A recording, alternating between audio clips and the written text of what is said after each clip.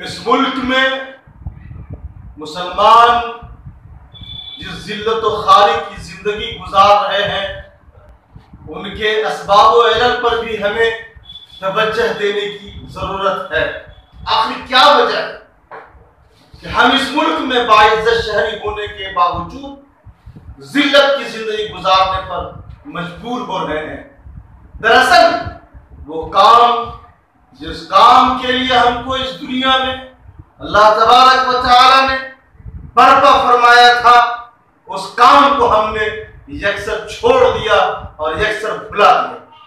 वरना क्या वजह हो सकती है कि जिस मुल्क में मुसलमानों ने हजारों साल हुकूमत की हो, उस मुल्क में रहने वाले लोग ऐसी जिंदगी गुजारते हो जो जिंदगी निहायत ही घटिया तरीन जिंदगी।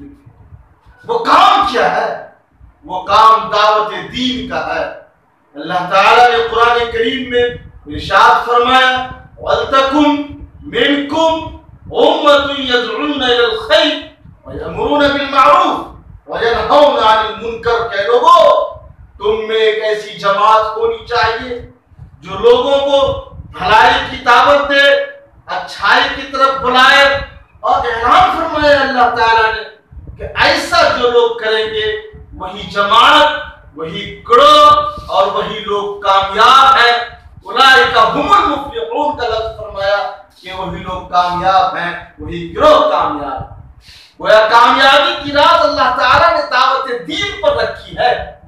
हमने दावत दीन के काम को छोड़ा तो हम हर जगह जलील हुए, रुसवा हुए, हमें जिल्लत की जिंदगी गुजारने पर मजबूर किया गया और हमेशा हम तारों के बीच अपनी जिंदगी गुजारते हैं। याद कीजिए, आप 5 वक्त की जरूर नमाज पढ़ने वाले हैं, आप ज़कात देने वाले हैं, आप सदका खैरात करने वाले हैं, आप हाजी साहब हैं, हज करके भी आए हैं, आप नमाजी भी हैं और रोजेदार भी हैं, आपके अखलाक भी बहुत अच्छे हैं। लेकिन कल क़यामत में जब इन बुनियादों पर अल्लाह तबारक व तआला आपके लिए जन्नत का फैसला कर दिया होगा, तो आपके समाज में बसने वाला रमेश अल्लाह की अदालत में हाजिर होगा और कहेगा कि अल्लाह, हमारा ये भाई हमारे साथ उठता बैठता था, हमारे साथ कारोबार क्या करता था, हम एक दूसरे के साथ रहते थे, खुशी में, गम में, तमाम चीजों में हम एक दूसरे के साथ हुआ करते थे।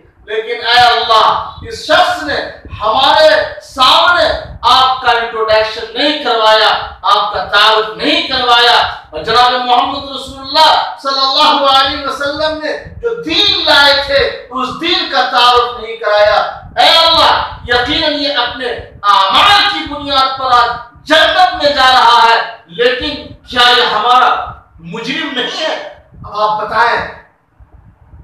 बताएं रब्बे कायनात की उस अदालत में, उस मुकद्दमे का आपके पास क्या जवाब होगा और अल्लाह आपके साथ कैसा फैसला करेगा? इसीलिए आइए आज हम इस बात का अहद लेते हैं और इस बात का अहद करते हैं कि जो भी, जहां भी और जिस जगह भी है, अपने मुल्क में रहने वाले उन बंदों तक जो बंदे अल्लाह से गाफिल हैं, अल्लाह के लाए हुए दीन से गाफिल हैं, जिनके सामने अल्लाह का तारुफ और जनाब मोहम्मद रसूलुल्लाह सल्लल्लाहु अलैहि वसल्लम का तारुफ नहीं हुआ है, आज हम इस बात का हद है, हम एक एक का हाथ पकड़ेंगे और उनसे अल्लाह का तारुफ करवाएंगे और उनसे जनाब मोहम्मद रसूलुल्लाह सल्लल्लाहु अलैहि वसल्लम के दीन का तारुफ